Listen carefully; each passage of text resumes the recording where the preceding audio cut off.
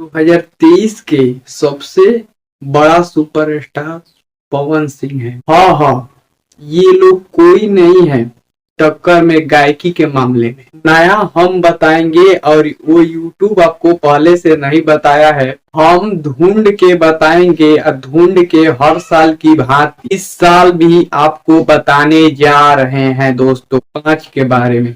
और बड़ी दुख के साथ कहना पड़ रहा है दोस्तों, भोजपुरी में 5वें स्थान पर कोई भी सुपरस्टार नहीं। और टुनटुन यादव का इस गाने का नाम है नचनिया के नंबर 1।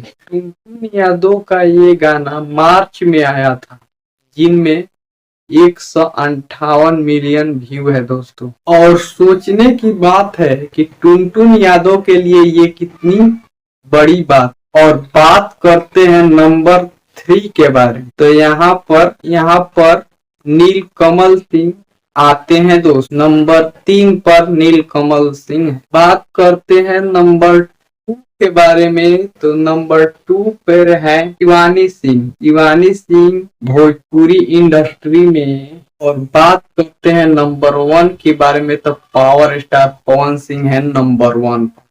पावर स्टार कभी भी आगे